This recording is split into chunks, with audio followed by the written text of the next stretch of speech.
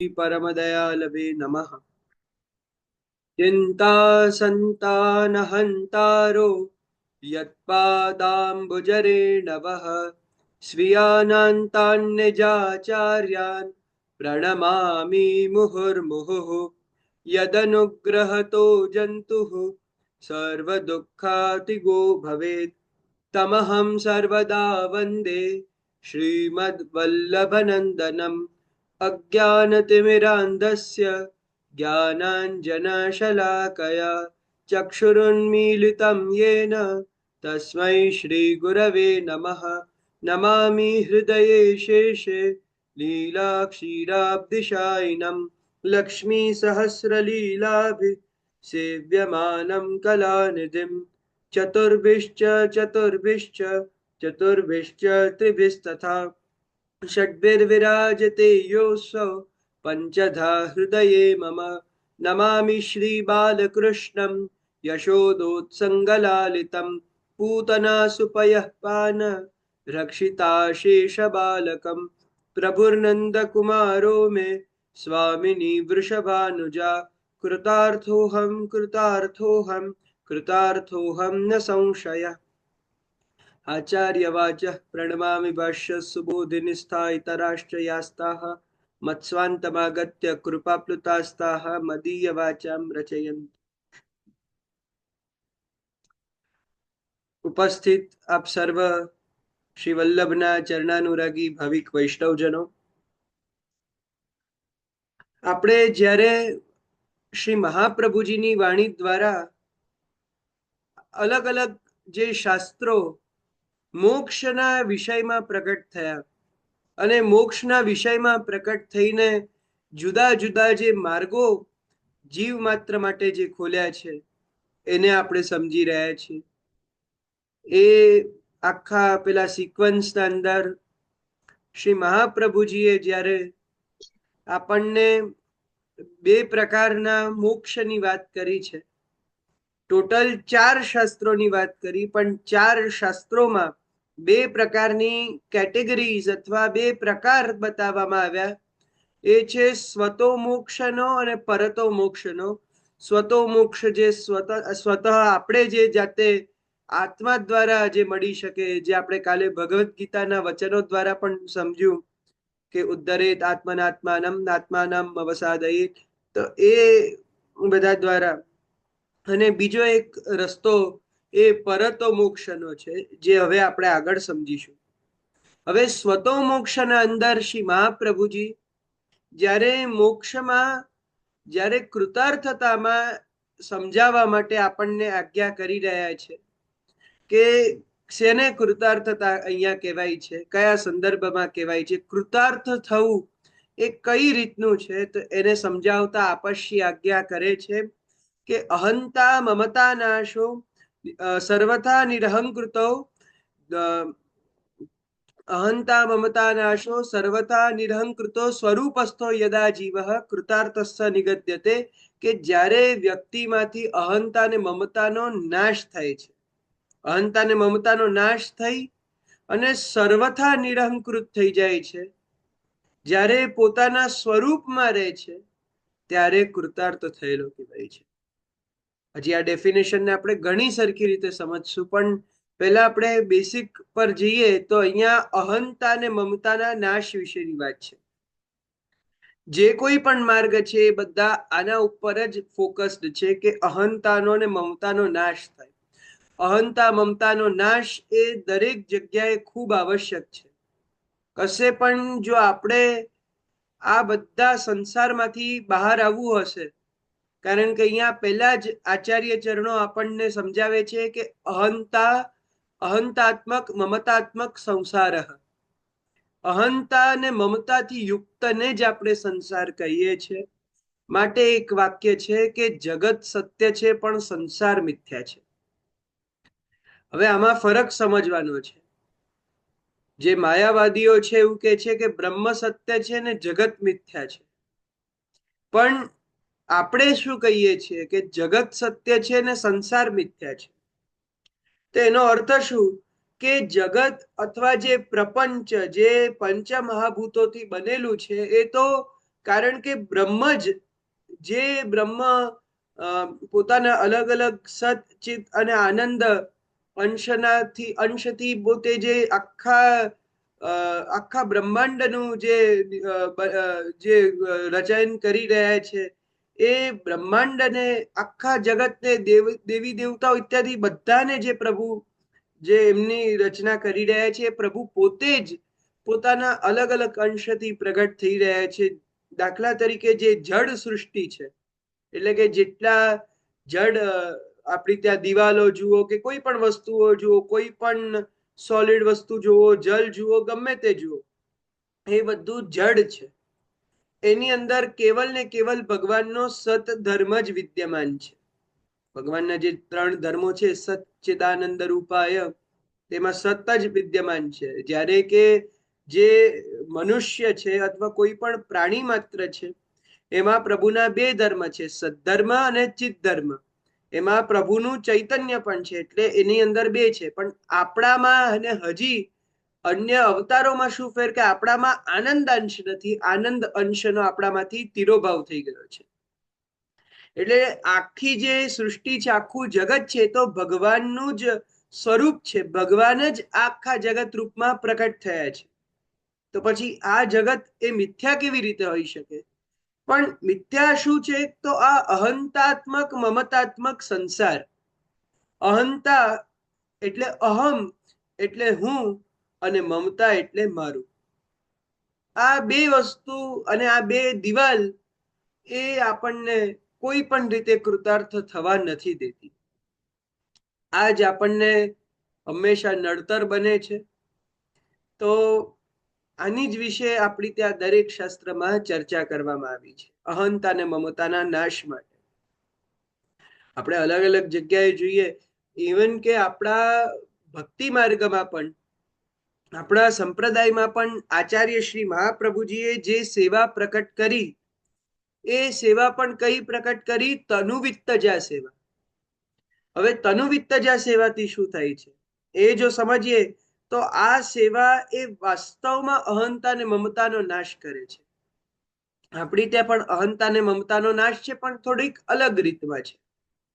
અહંતા અને મમતાનો નાશ કેવી રીતે થાય? કારણ કે જ્યારે તમે તનુજા એટલે તન દ્વારા સેવા કરો છો, શારીરિક રીતે સેવા કરો છો, એટલે કે તમે બહુ મોટા કોઈ પ્રોફેશનમાં હો, અથવા કોઈ તમે બહુ જાની માની હસ્તી હો, છતાં પણ તમે ઘરે આવીને તમારા પ્રભુના દાસ બનીને પ્રભુનું મંદિર વસ્ત્ર કરો છો. જેમ અંબરીશ રાજા આટલા મોટા રાજા થઈને કરવ હરે મંદિર માર્જનાદિશુ, એ ભગવાનના મંદિરનું માર્જન ઇત્યાદિ કરતા હતા. તો એમના અંદર આ બધી સેવા કરવાને કારણે કોઈ પણ જાતની અહંતા નહોતી, અહંકાર નહોતો.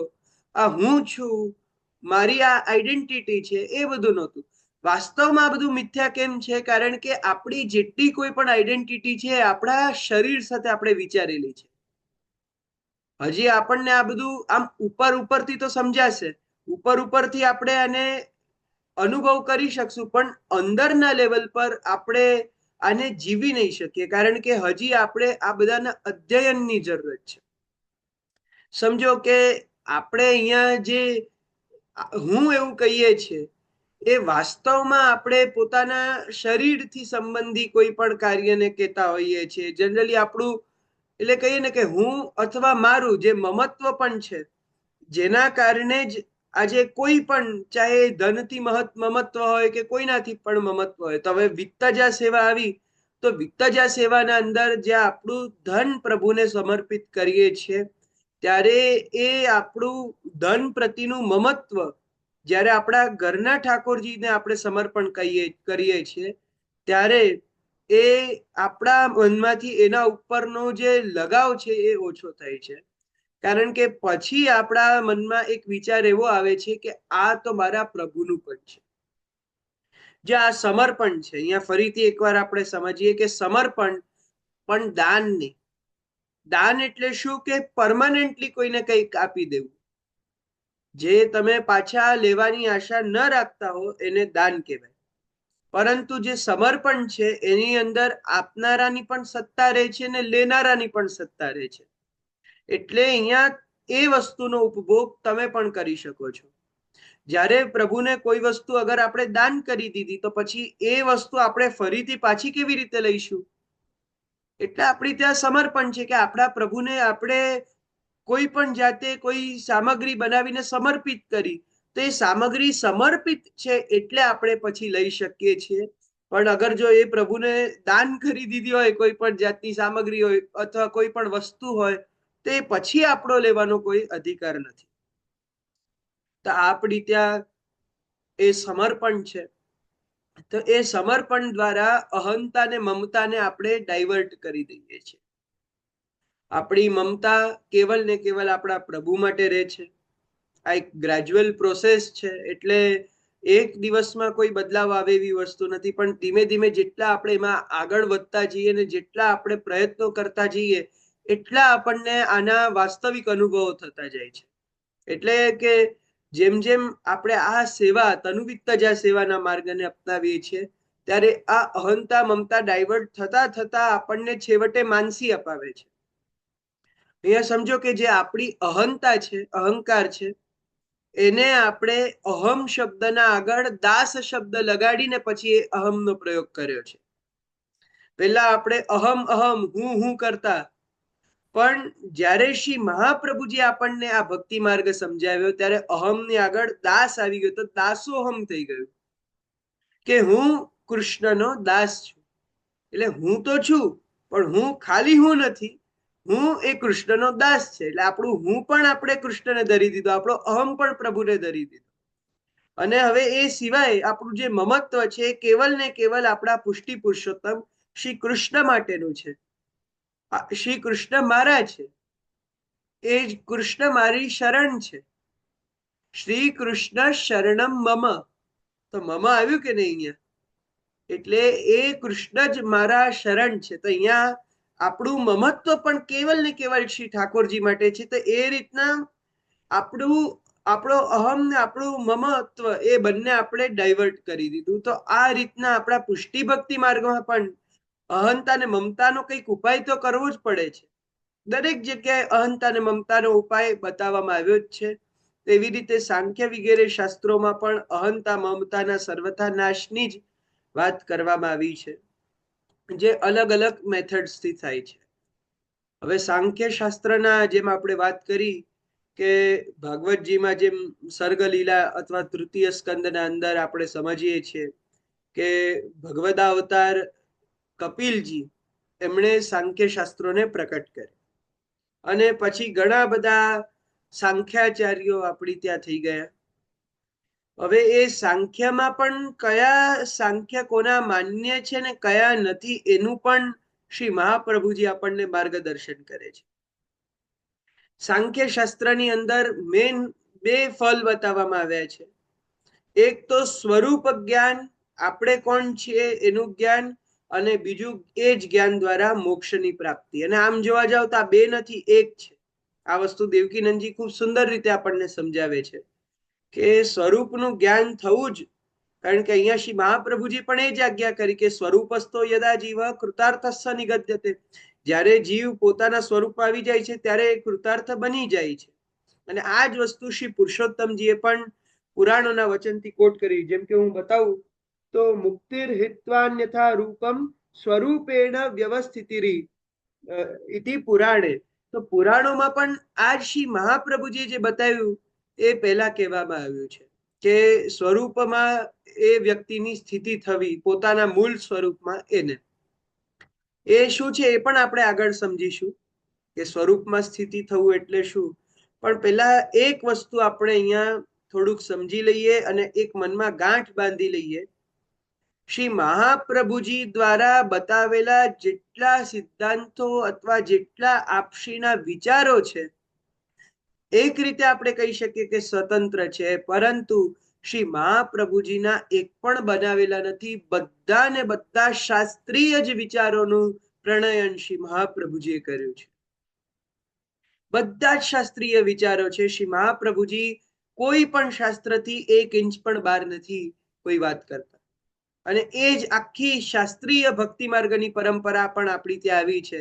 જે આપણે ભક્તિ કરીએ છીએ એ ભક્તિ તો પહેલેથી જ ભગવદ્ ગીતા અને ભાગવતજીમાં પ્રણીત હતી. ભાગવતજીમાં એ ભક્તિ માર્ગનો ઉપદેશ છે, સર્વ વસ્તુની સમર્પણ કરવાનો પણ ઉપદેશ છે. એવી રીતે ભગવદ્ ગીતામાં પણ બધું જ છોડીને કેવલ શરણાગતિ લેવાનો પણ ભગવદોપદેશ છે. તો અહીંયા બધી જ રીતના ઉપદેશો જે શાસ્ત્રોમાં હતા એ જ ફરીથી શ્રી મહાપ્રભુજીએ કીધું. હવે અહીંયા એક પ્રશ્ન એ પણ થઈ શકે કે શ્રી મહાપ્રભુજી જ્યારે આટલા બધા શાસ્ત્રો વિદ્યમાન હતા તો ફરીથી કેમ પધાર્યા? તો એનું બહુ સરળ કારણ છે કે આપણું સામર્થ્ય એવું ન જોઈને, કારણ કે જીવ આજના જે આપણે બધા છીએ, આપણે કોઈ એક તો અત્યારના સમયમાં શાસ્ત્રોનું અધ્યયન નથી કરતા. બીજી વસ્તુ, અધ્યયન કર્યા પછી આપણે શાસ્ત્રના અર્થ નથી સમજતા. અધ્યયન તો કરી શકીએ પણ એના અર્થ નથી સમજી શકતા. અને બીજી વસ્તુ કે આટલા બધા શાસ્ત્રોના મહાસાગરમાંથી સૌથી વધારે જે આપણને ભગવત ભક્તિ પ્રદાન કરનારા અથવા વાસ્તવમાં આપણને શ્રી ઠાકોરજી સુધી પહોંચાડી શકે એવા શાસ્ત્ર વચનો અગર જો ચૂની ચૂનીને કાઢવા હોય અને એક જગ્યાએ સંકલિત કરવા હોય તો શ્રી મહાપ્રભુજી સિવાય આ કાર્ય બીજું કોઈ કરી નથી શકતું. એટલા માટે જ કહે છે કે નૈયન્યો વાગદીશા છ્રુતિગઢ બચસામ ભાવમાજ્ઞા તુમિષ્ટે. તો મહાપ્રભુજી સિવાય એક તો આપણને એ શ્રુતિઓની આજ્ઞા જ ન સમજાય, અને બીજી વસ્તુ કે આટલી બધી આજ્ઞા વચ્ચે આપણે શું ફોલો કરવું છે એ આપણને ખબર ન પડે. એટલે આપણા જીવનું એટલું સામર્થ્ય નથી, એની માટે શ્રી મહાપ્રભુજી આપણને આવો માર્ગ આપ્યો છે. જો શ્રી મહાપ્રભુજીએ કઈ વાત કેમ કીધી છે એ આપણે સમજવી હોય તો આપણે શાસ્ત્રનો એ અધ્યયન કરવો પડે, સમજવું પડે.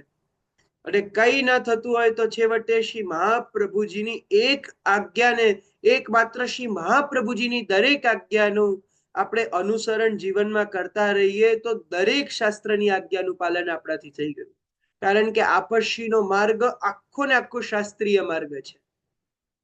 જેટલી આપણે અપરસ જોઈએ છે, મેંડ મર્યાદા જોઈએ છે, આ બધી કોઈ શ્રી મહાપ્રભુજીએ ભક્તિ માર્ગમાં બતાવેલી નથી. આ બધી તો શાસ્ત્રીય છે, શાસ્ત્રોક્ત મર્યાદાઓ જ છે. તો એટલા માટે આપણને શ્રી મહાપ્રભુજી આ બધાનું એક કમ્બાઇન્ડ ફોર્મ, એક કલેક્શન આપ્યું કે જેને આપણે સરળતાથી જીવનમાં ઉતારી શકીએ. તો આ કૃપા કરી છે આચાર્ય શ્રી મહાપ્રભુજી. હવે આગળ આપણે સમજીએ કે સ્વરૂપસ્થ હોવું એટલે પોતાના સ્વરૂપમાં રહેવું. હવે આપણા શરીરમાં અહંકાર રહેવાના સ્થળોમાં પુરુષોત્તમજી આજ્ઞા કરે છે કે સ્થૂલ અને સૂક્ષ્મ. સૂક્ષ્મ એટલે લિંગ શરીર અને સ્થૂલ શરીર. હવે એ બંનેમાં પણ શું ફેર છે કે સ્થૂલ શરીર એટલે જે આપણા બીજા બહારના જે બધા ઇન્દ્રિયો છે, આપણી આંખ, નાક, જીવા, કાન, ત્વચા ઇત્યાદિ, એ બધા આપણા સ્થૂલ શરીરના ભાગ છે. જ્યારે કે સૂક્ષ્મ શરીર અથવા લિંગ શરીર કે જેના ભાગ આપણે જોઈ નથી શકતા, એટલે મન, બુદ્ધિ ઇત્યાદિ જે પંચ જ્ઞાનેન્દ્રિયો છે એ બધા. તો આ બધાનો જે આખું કહીએ ને કે બધા જે સૂક્ષ્મ શરીર બને છે એની અંદર પણ અહંકાર છે, અહમતા છે, અને સ્થૂલમાં પણ છે. તો આ બંનેનો નાશ થવો અને પછી સમજવું કે આ શરીરમાં રહેલો કોણ છે. ત્યારે કારણ કે જ્યાર સુધી તમે પોતાની જાતને ગાડી માનતા રહેશો ત્યાર સુધી તો પછી તમારું સ્ટેરિંગ, કારણ કે જો આપણે ગાડીની અંદર બેસનારા છીએ અથવા ગાડીના ડ્રાઈવર છીએ અને આપણે ગાડી છીએ, એ બંને માન્યતાઓમાં એક આપણે જ્યારે અંતર શોધવા લાગીએ છીએ કે હું ગાડી નથી, હું ગાડીમાં બેસેલો છું. જો ગાડીનો કોઈ દિવસ કંટ્રોલ પોતા ઉપર નથી હોતો. હવે આજકાલ ઓટોમેટિક કાર્સ આવી છે, એ અલગ વસ્તુ છે કે એમાં ડ્રાઈવર જ પોતે કાર હોય છે, પણ સામાન્ય રીતે કોઈ પણ ગાડી જે હોય છે એનો કંટ્રોલ પોતા પર હોતો નથી. એ ગાડી પછી જો આમનામ કદાચ ચાલુ થઈ ગઈ, એને સ્ટેરિંગ દ્વારા દિશા નહીં આપવામાં આવી તો ગમે ત્યાં જઈને ઠોકાઈ શકે અથવા પહેલા તો ચાલુ જ ન થાય. તો અહીંયા જ્યારે ડ્રાઈવર અથવા ગાડીમાં બેસનારો એને ગાડીને દિશા પ્રદાન કરે છે ત્યારે થાય છે. એટલે બધી જ વસ્તુ, બધા અધિકારો અંદર બેસનારાના હોય છે અને ગંતવ્ય સ્થળ પણ બેસનારાનું જ હોય છે. ગાડી પહોંચાડવાનું સાધન છે, પણ બેસનારો એ એની અંદર રહેલો સાધનો કરનાર વ્યક્તિ છે. એટલે આ જ ફરક જ્યારે આપણને અંદરથી સમજાઈ જાય કે આ શરીરના અંદર રહેલા આપણે શારીર છે, એટલે કે આપણે જે જીવ છે એ જ્યારે આપણા જ્ઞાનને પ્રાપ્ત કરીને આમાંથી આપણે મુક્ત થઈએ ત્યારે આત્મા નામની સંજ્ઞા આપણને લાગે છે. એટલે કે ત્યારે આપણે જઈને એવું ખબર પાડી શકીએ કે હું આ શરીર નથી, એનાથી કંઈક અલગ છું. સાંખ્યમાં આ જ બતાવવામાં આવ્યું છે કે જે સાંખ્યમાં ત્યાગ માર્ગ છે, એટલે કે બધું જ છોડી દેવું. તો અહીંયા બધું જ છોડવાનો અર્થ છે કે બધા સાધનો છોડી દેવા. જેટલા કોઈ પણ જીવન જીવવાના સાધનો છે એ બધાનો ત્યાગ કરીને, જીવન જીવવાના સાધન એટલે કે અલગ અલગ પ્રકારના જે આપણે બાહ્ય સાધનો જોઈએ છીએ એ બધાના ત્યાગ કરીને પછી આપણે ધીમે ધીમે પોતાની ખોજ ઉપર નીકળીએ, પોતાને સમજતા જઈએ, ને જ્યારે પોતાનું જ્ઞાન થઈ જાય ત્યારે જે આપણને કૃતાર્થતા મળે એ સાંખ્ય છે. થોડુંક અઘરું થાય છે મને ખ્યાલ છે, પણ છતાંય આને થોડું સમજવાનો હજી આપણે પ્રયત્ન કરતા રહીએ કે આ સાંખ્ય માર્ગ એટલે બેસિકલી ત્યાગનો માર્ગ. એક બીજા ઉદાહરણથી કહું તો સાંખ્ય છે ને એક એવો રસ્તો છે, સાંખ્ય અને યોગ વચ્ચે જો આ જ અંતર છે કે સાંખ્ય છે ને એ એક એવા રસ્તેથી ગાડી ચલાવવાનું છે કે જ્યાં આપણને ખુલ્લા રસ્તા મળે, બીજા કોઈ પણ વાહન નથી હોતા. જ્યારે કે યોગ માર્ગ એવું છે કે હજારો ગાડીઓના ટ્રાફિક વચ્ચેથી કાઢવી. હવે જો બંનેમાં પરફેક્શન, સાંખ્ય માર્ગમાં પણ જ્યારે આપણે ચલાવીએ છીએ ત્યારે બીજી કોઈ ગાડી ન હોવાને કારણે ટકરાવવાની કોઈ જાતની એવી બાધાઓ રહેતી નથી. જ્યારે કે યોગ માર્ગમાં એવું છે કે હજારો ગાડીઓ છે, પણ તમે કેટલા એક્સપર્ટ ડ્રાઈવર છો એના ઉપર આધાર છે કે તમે આટલી આટલી જગ્યાઓમાંથી પણ તમે ગાડીઓ કાઢી શકો છો, તમે તમારી જગ્યાએ તમે પહોંચી શકો છો. ટ્રાફિક જે મૂવિંગ ટ્રાફિક હોય છે એ પણ તમને ક્યારેક બાધા નથી બનતો, કશે તમે અડકાડી નથી દેતા આવા ટ્રાફિક વાળા ઝોન્સમાં. તો આ બંનેનો ફેર છે કે અહીંયા જ્યાં સાંખ્ય માર્ગમાં બાહ્ય જે બધા સાધનો છે એ બાધક રૂપ છે, કે એ જ સાધનો જ્યાર સુધી હશે, સંસાર જ્યાં સુધી હશે, આપણે ઘર ઇત્યાદિમાં જ્યાર સુધી રહેશું ત્યાર સુધી આપણને આ બધું નહીં સમજાય, એટલે આ બધાને છોડવા પડશે. ખાલી રસ્તા ઉપર જ આપણે ચાલવું પડશે. એ સાંખ્ય માર્ગ છે. જ્યારે કે યોગ માર્ગ એવો છે કે જેના અંદર આપણે જઈએ, ભલે બધી જ સંસારની વસ્તુઓ આપણા આસપાસ ફરતી રહે, એ ગાડીઓ આપણી આજુબાજુમાંથી નીકળતી હોય, આપણા પાછળથી નીકળતી હોય, આગળથી નીકળતી હોય, છતાંય આપણે એટલા એક્સપર્ટ ડ્રાઈવર બનીને ગમે ત્યાંથી આપણી ગાડી કાઢીને પણ એને કોઈ પણ જાતના આવા વિષય રૂપી અથવા કોઈ પણ જાતના આવા સંસાર રૂપી ગાડીને અથડાવીએ નહીં, ત્યારે એ યોગ માર્ગ છે. આ એક બંનેનો ફરક. એટલે ત્યાગ એ સાંખ્યમાં છે અને અત્યાગ એ યોગમાં છે. એટલે હવે આપ લોકોને કદાચ ખબર પડી ગઈ હશે. હવે સાંખ્યના અંદર હવે એક વિશેષ વસ્તુ આવે છે કે સાંખ્ય પણ પાછું કેટલું માનવા યોગ્ય, ક્યાં ક્યાં માનવા યોગ્ય. હવે અહીંયા એક પ્રશ્ન પોતે પુરુષોત્તમજી ઉપાડે છે ને બધાને પૂછે છે કે ગૌતમ કણાદાદી ઋષિ. હવે ગૌતમ કણાદાદી ઋષિની વાત કરું તો ગૌતમ ઋષિ ન્યાયના અને વૈશેષિકના કણાદ હતા. તો હવે આમાં પુરુષોત્તમજી પૂછે છે કે આ લોકોના જે મત છે એ અંશ રૂપમાં એટલે અંશભર વેદથી વિરુદ્ધ છે. એવી રીતે સાંખ્યમાં પણ અમુક અંશ વેદ વિરુદ્ધ લાગે છે. તો શું પછી એ અંશને આદરપૂર્વક જોઈ શકાય? તો અહીંયા એને જ આગળ પુરુષોત્તમજી શ્રી મહાપ્રભુજીના વચનોના આધાર પર સમજાવે છે. શ્રી મહાપ્રભુજી પણ એ જ વચનોના આધાર પર આપણને બધું સમજાવે છે કે કેવી રીતના આ સાંખ્ય શાસ્ત્ર પણ પ્રામાણિક શાસ્ત્ર છે. જેમ આપશ્ય આજ્ઞા કરે છે કે તદર્થમ પ્રક્રિયા કાચિત પુરાણેપી નિરૂપિતા. તો એમાં આ જે પ્રક્રિયા છે, હવે પ્રક્રિયા કઈ છે એ પણ હવે આપણે આગળ સમજીએ, જે પુરાણોમાં નિરૂપિત છે, પુરાણોમાં બતાવેલી છે. હવે જેમ હમણાં આપણે પહેલા વાત કરી કે મોક્ષનું લક્ષણ પુરાણમાં છે, સાંખ્ય આદિ પણ પુરાણમાં વર્ણિત છે. પુરાણમાં તો શું, પહેલા તો ભાગવતજીના તૃતીય સ્કંદમાં આખું સાંખ્ય માતા દેવહૂતિને કપિલ ભગવાન સમજાવે છે સર્ગલીલામાં. તો એમાં જે સાંખ્ય બતાવવામાં આવ્યું છે પુરાણોના અંદર, એનાથી પણ જે ફલ મળે છે અને ઇતર જેટલા પણ ઋષિ મુનિઓ કરે છે, ઋષિભીર બહુધા પ્રોક્તા ફલમેકમ અબાહ્યત, કે જેટલા ઋષિ મુનિઓ પણ અલગ અલગ પ્રકારની વાણી કરે છે. કારણ કે જો બધા ઋષિ મુનિઓ, અહીંયા મહાપ્રભુજી પહેલા જ સમજાવેલું કે પોતાના વિચારથી, એટલે ભગવાને જેમ એમને પ્રેરણા કરી એવા શાસ્ત્રો એમણે પ્રણીત કર્યા. તો અહીંયા જે ઋષિ મુનિને જેવી પ્રેરણા થઈ એવી રીતે એમણે બતાવ્યું. હવે એની અંદર જે હમણાં આપણે વાત કરી કે મન, બુદ્ધિ, ચિત્ત, અહંકાર ઇત્યાદિ, કે અલગ અલગ જે બધા તત્વો છે, અહીંયા એને તત્વ રૂપમાં બતાવ્યા છે. તેમાં પુરાણોના અંદર જે સાંખ્ય છે એમાં 25 તત્વ બતાવવામાં આવ્યા છે. તો કોઈક સાંખ્યાચાર્યએ અલગથી 26 તત્વો બતાવ્યા છે, કોઈકે 15 તત્વો બતાવ્યા છે.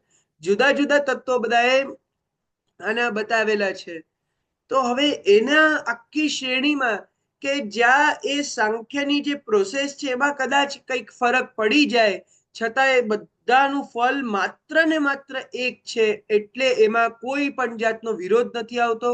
અને બીજી વસ્તુ કે એ વેદ વિરોધી અથવા પુરાણ દ્વારા બતાવેલા એના વિરોધી નથી. એ કારણથી આ બધા શાસ્ત્રો આપણા દરેક વ્યક્તિ માટે આદરણીય છે, દરેક શિષ્ટ વ્યક્તિ માટે આદરણીય છે, એવું પુરુષોત્તમજી કહે છે. અને એનું એ જ કારણ છે કે આ બધા વેદ ને પુરાણ ને બધાને સાથે રાખીને ચાલે છે. ફલ બધાનું એક જ છે. મૂળમાં બે ફલ દેવકીનંદજીએ બતાવ્યા છે. એક તો જે ફલ છે, જેમ હમણાં આપણે પહેલા વાત કરી કે સ્વરૂપ જ્ઞાન થવું, પોતાનું પોતે આપણે કોણ છે એનું જ્ઞાન થવું, અને બીજું જ્ઞાન દ્વારા મોક્ષની પ્રાપ્તિ કરવી. આ બે રીતના. તો એ બંને જે છે આમ એક જ છે, કારણ કે તમને જ્યારે સ્વરૂપનું જ્ઞાન થશે તો જ્ઞાન દ્વારા મોક્ષ થઈ જ જવાનો છે. પણ આમ બે પ્રકારના ફલ એ સાંખ્ય દ્વારા આપણને મળે છે. તો એ સાંખ્યમાં પણ જ્યાર સુધી આપણને એ વેદથી અલાઇન્ડ અથવા વેદથી અવિરુદ્ધ જોવા મળે છે ત્યાર સુધી વાંધો નથી. પણ જ્યારે બાહ્ય સાંખ્યની વાત આવી ત્યારે એમાં ઘોટાળો થશે. હવે બાહ્ય સાંખ્ય એટલે શું? બાહ્ય એટલે બહિર્મુખ, નિરીશ્વરવાદી સાંખ્ય. સાંખ્યમાં પણ ઈશ્વરવાદી હોય છે ને નિરીશ્વરવાદી હોય છે. અને ખરેખર મહાપ્રભુજી તો આ બધા નિરીશ્વરવાદીઓને નરકગામી કહે છે. ઘણી જગ્યાએ એના વર્ણન મળે છે કે નિરીશ્વરવાદી જે સાંખ્યો, જે ખરેખર પૂર્ણ રીતે અજ્ઞાની છે. તમે જુઓ તો શ્રીમદ ભાગવતજીના દશમ સ્કંદના દ્વિતીય અધ્યાયના 32મા શ્લોકમાં જ્યારે આપણને જોવા મળે છે કે શ્રી મહાપ્રભુજી સુબોધનીજીમાં સાંખ્યવાદીઓ, નિરીશ્વર સાંખ્યવાદીઓને ટાર્ગેટ કરીને આપશી એમનું નામ લઈને આજ્ઞા કરે છે કે એ લોકો સાથે શું પ્રોબ્લેમ થઈ રહી છે. મહાપ્રભુજી કહે છે કે બિચારા એમનો પણ વાંક નથી, એ લોકો નિરીશ્વરવાદી કેમ થઈ ગયા? તેનું કારણ મહાપ્રભુજી બહુ સુંદર સમજાવે છે કે એક સમયમાં આ બધા પણ પોતાના કોઈક ને કોઈક જ્ઞાનના કારણે ભગવદ ઉપાસના કરતા હતા. એમના અલગ અલગ જન્મોના જ્ઞાનથી એ પ્રભુની ઉપાસના કરતા હતા. પણ ધીમે ધીમે જેમ એમના અંદર દૂષિત કર્મો એમના જ્ઞાનથી મિક્સ થવા લાગ્યા, એમ એમ કરીને એમનામાંથી ભગવદ અંશ જતું રહેવા લાગ્યું. અને કારણ કે ભગવદ અંશ જતું રહેવા લાગ્યું તો એનું ફળ શું થયું કે એ બધા નિરીશ્વરવાદી થઈ ગયા. નિરીશ્વરના અહીંયા મહાપ્રભુજીએ બે અર્થ કીધા છે. એક તો તમે ઈશ્વરને માનતા નથી, ઈશ્વરના એક્ઝિસ્ટન્સને નથી માનતા, ને બીજા ઈશ્વર તમારી અંદર પણ એક્ઝિસ્ટ નથી કરતા. એટલે શું કે ઈશ્વરનું જે પરબ્રહ્મ સ્વરૂપ અથવા જે આનંદાત્મક સ્વરૂપ, રસાત્મક સ્વરૂપ છે, કે જે અંદર બિરાજે તો વૈષ્ણવતા જાગૃત થાય, જે અંદર બિરાજે તો મનમાં ભાવ થાય, જે સ્વરૂપ આજે આપણા બધાના હૃદયમાં છે, ત્યારે આપણને આટલી જિજ્ઞાસા થઈ કે આપણે પ્રભુને જાણીએ. જ્યારે એ સ્વરૂપ હૃદયમાં છે ત્યારે આપણે સેવા કરી શકીએ છીએ, ત્યારે સ્મરણ કરી શકીએ છીએ. એ ભગવદ અંશ વગર કોઈ પણ વસ્તુ પોસિબલ નથી. એ ભગવદ અંશ જ જ્યારે તમારામાંથી જતો રહે તો પછી કોઈ એવો ચાન્સ નથી કે તમે ઈશ્વરમાં શ્રદ્ધા રાખી શકો. પછી તમે 100% નિરીશ્વરવાદી જ બની જવાના. આ શ્રી મહાપ્રભુજી દૂષિત કર્મોથી આપણને બચાવવા માટે આપણને સચેત કરે છે. આપણા જીવનમાં એ જે કર્મોના મહત્વ છે કે ખોટા કર્મો કરવાથી જે આપણને ફલ મળે છે. ભક્તિ માર્ગીય વ્યક્તિનો વિચાર કરો કે જે ભગવાનનો ભક્ત છે, ભક્તિ માર્ગનું અનુસરણ કરે છે, એના માટે સૌથી મોટામાં મોટું દંડ કયું? તો પોતાના પ્રભુથી બહિર્મુખ થવું. ઠાકોરજીથી આપણે એવા બહિર્મુખ થઈ જઈએ કે આપણને ખબર ના પડે કે અમે બહિર્મુખ થયા છીએ. ઈશ્વર પરથી વિશ્વાસ જતો રહેવો, ઈશ્વર પરથી શ્રદ્ધા જતી રહેવી, અને ધીમે ધીમે કરીને ખોટી રીતનું જે અજ્ઞાન છે આપણે અંદર એ વધી જવું, એ બધા એક દંડ જ છે. દૂષિત કર્મોના દંડથી બિચારા નિરીશ્વરવાદી થઈ ગયા છે. પણ એ નિરીશ્વરનો પ્રચાર કરીને વેદનો વિરોધ કરનાર તો બધા નર્કમાં જ જશે, એ શ્રી મહાપ્રભુજી કે છે. વેદનો વિરોધ કારણ કે તમે બધાનો વિરોધ કરો. આજે વિચાર કરો કે તમે જે ગામમાં રહેતા હો ત્યાંના રાજાનો તમે વિરોધ કરો તો શું થાય? કોઈ પણ જગ્યાએ તમે રહેતા હો, તમારા ઘરમાં તમે તમારા આખા કુટુંબના મોટાઓનો કે કોઈનો વિરોધ કરો, વિરોધ જ કર્યા કરો, કોઈ પણ એમની વાત માનો નહીં, તો તમને ઘરથી બહાર કાઢવામાં આવે. પહેલા જ્યારે રાજાશાહી હતી, રાજાના તમે એક વાક્યથી અલગ ગયા તો તમને રાજ્યમાંથી બહાર કાઢવામાં આવે. તો ત્રિલોકના નાથ કે જેમની જ સત્તાના અંતર્ગત આપણે બધા રહીએ છીએ, એમના સ્વ નિશ્વાસ દ્વારા પ્રકટિત વેદવાણીને જો આપણે એનાથી કોઈ વિરોધી વાત કરીએ છીએ અથવા એ વેદવાણીને કોઈ પણ રીતે જુટલાવવાની કોશિશ કરીએ છીએ, એટલે આપણે સાક્ષાત શ્રી ઠાકોરજીની વાણીનો દ્રોહ કરીએ છીએ. આપણે ઠાકોરજીની વાત કાપીએ છીએ. એટલું યાદ રાખજો જ્યારે આપણે વેદ માટે કોઈ પણ શબ્દ બોલવા જઈએ ત્યારે. આજે ઘણા બધા લોકો છે, મેં જોયું છે કે ભક્તિના નામ પર એવું કહે છે કે ભાઈ વેદ બધું છોડી દેવું જોઈએ, આપણે તો ભક્ત છીએ ને ભક્તિની જ વાત કરવી જોઈએ. ઘણા વ્રજમાં એવા લોકો છે. પણ અત્યારે પ્રોબ્લેમ શું છે કે આપણે એ બધા વેદો છોડવા માટે તૈયાર થઈ ગયા. જ્યારે શરત શું હતી કે લોક વેદ બંનેનો ત્યાગ થાય ત્યારે. લોક વેદ ત્યાગ શરણ ગોપીશ કો. તો એમાં જ્યારે બંને છૂટી જાય, લોક અને વેદ અને એ શરણાગતિ, એ દ્રઢ સમર્પણ આપણું, તો અહીંયા હજી પણ આ કોઈ પણ વ્યક્તિનું લોક નથી છૂટ્યું, બધાના વેદ તરત છૂટી જાય છે. કારણ કે વૈદિક કર્મો કરવાથી કોઈ સાંસારિક પ્લેઝર નથી મળતા.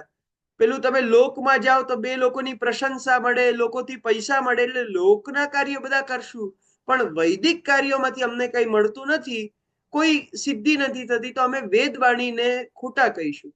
આ રીતના જ વિરુદ્ધ ધર્માચરણને શ્રી મહાપ્રભુજી પાષંડ કે છે, પાખંડ કે છે.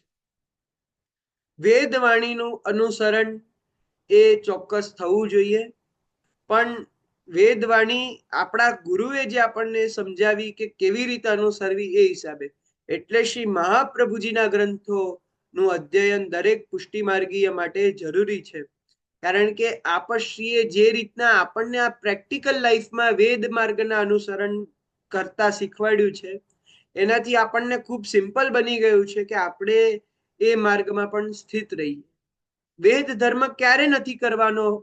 કે જ્યારે આપણને એ સ્ટેટ અચીવ થઈ જાય, આપણે એ લેવલના બની જઈએ કે જે આપણા ઉપર એવી કૃપા થઈ ગઈ હોય કે એના પછી આપણને આપણાને પ્રભુ વચ્ચે બીજું કોઈ રહેતું જ નથી, આપણને આખો સંસાર ભૂલી જવાય છે. ત્યારે વૈદિક કર્મો ન કરીએ, ત્યારે વૈદિક ધર્મોનું અનુસરણ ન કરીએ તો એમાં છૂટ છે.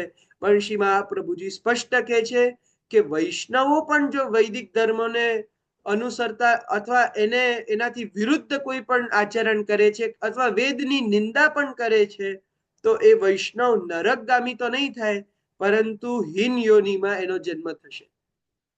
એટલે શ્રી મહાપ્રભુજી એકદમ કટ્ટર સનાતન વૈદિક હતા. અને વેદના, કારણ કે આપના માટે તો કહેવાય છે, ભલે શ્રી ગુસાઈજી માટે કહેવાયું છે, પણ શ્રી મહાપ્રભુજી માટે પણ એપ્લિકેબલ છે કે વેદ વચન પ્રતિપાલ્યો પાર્યો ચહુ યુગ, વેદ વચન પ્રતિપાર્યો. તે વેદના વચનને પ્રતિપાદિત કરવા, એને બચાવવા માટે ને આપણા જેવા સુધી પહોંચાડવા માટે પુરુષોત્તમ જ પ્રગટ થયા છે. એ શીખ આપણને અહીંયાથી મળે છે.